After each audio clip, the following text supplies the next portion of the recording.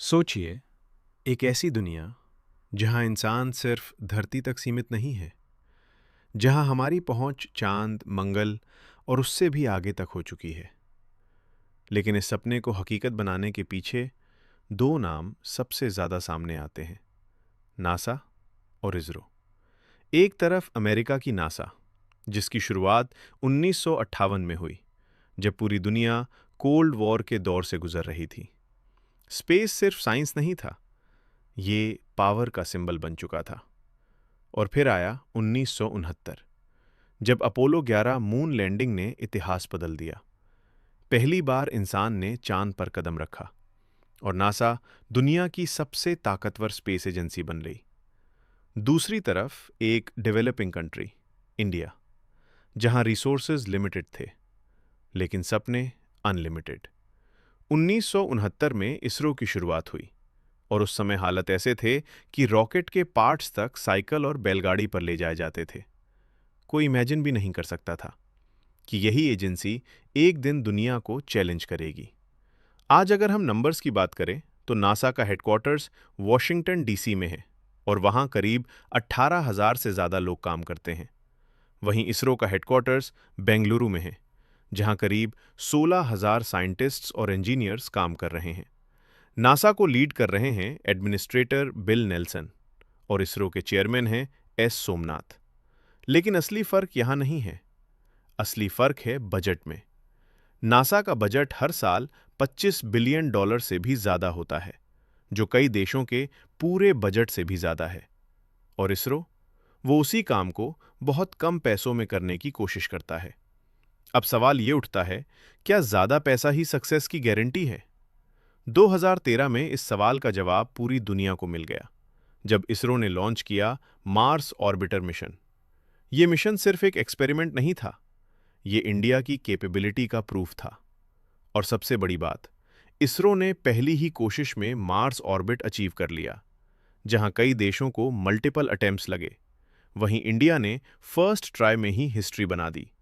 और इसकी कॉस्ट सिर्फ लगभग $74 मिलियन, जो हॉलीवुड की एक बड़ी फिल्म से भी कम है। ये सिर्फ सक्सेस नहीं थी, ये दुनिया के लिए एक शौक था। लेकिन कहानी यहीं खत्म नहीं होती।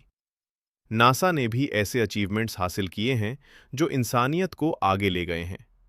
हबल स्पेस टेलीस्कोप ने हमें यूनिवर्स के ऐसे नज़ारे दिखाए जिन्हें पहले सिर्फ कल्पना में देखा जाता था। नासा के मार्स रोवर्स आज भी दूसरे ग्रह पर घूम रहे हैं और वहां की जानकारी भेज रहे हैं।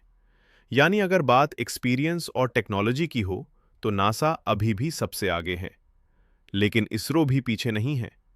2023 में जब पूरी दुनिया की नजरें चांद पर थीं, तब इसरो ने एक बार फिर हिस्ट्री बनाई चंद्रयान-3 के साथ।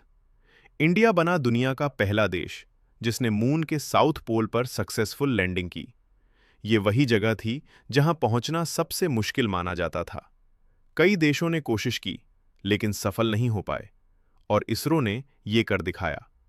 तो अब तस्वीर थोड़ी क्लियर होने लगती है। एक तरफ नासा है, जिसके पास अनलिमिटेड रिसोर्सेज, एडवांस्ड टेक्नोलॉजी और डेकेड्स का एक्सपीरियंस है। दूसरी तरफ इसरो है, जो लिमिटेड बजट में स्मार्ट इंजीनियरिंग और इनोवेशन के दम पर काम करता है। नासा परफेक्शन के साथ काम करता है, तो इसरो एफिशिएंसी के साथ।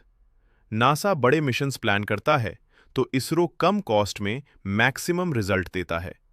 अब नजर डालते हैं फ्यूचर पर। नासा का सबसे बड़ा सपना है मार्स पर इंसानों को बसाना। वहीं इसरो भी पीछे नहीं है। उसका अगला बड़ा कदम है गगनयान मिशन, एक ऐसा मिशन जो इंडिया को उन चुनिंदा देशों में शामिल कर देगा जो अपने एस्ट्रोनॉट्स को खुद स्पेस में भेज सकते हैं। तो क्या ये एक रेस है? क्या ये कंपटीशन है? शायद नहीं, क्योंकि असल में नासा और इसरो दोनों का गोल एक ही है: स्पेस को समझना और इंसानियत को आगे बढ़ाना। लेकिन फिर भी अगर सवाल पूछा जाए कौन बेहतर है, तो इसका जवाब इतना आसान नहीं है। अगर आप पावर, टेक्नोलॉजी और एक्सपीरियंस को देखते हैं तो नासा आगे है। लेकिन अगर आप इनोवेशन, एफिशिएंसी और डिटर्मिनेशन को देखते हैं तो इसरो किसी से कम नहीं। शायद असली जीत किसी एक की नहीं है, बल्कि दोनों की है। क्योंकि जब इंसान स्पेस में आगे बढ़ता है तो वो सिर्फ एक देश की जीत नहीं होती, पूरी ह्यूमैनिटी की जीत होती है। और यही इस कहानी का सबसे बड़ा सच है। आपके हिसाब से कौन है ज़्यादा बेटर, इसरो या नासा? कमेंट में अपनी राय ज़रूर दें। और ऐसे ही पावरफुल डॉक्यूमेंट्रीज के लिए विजन डॉक्स हिंदी को सब्सक्राइब करें या वीडियो को लाइक करें।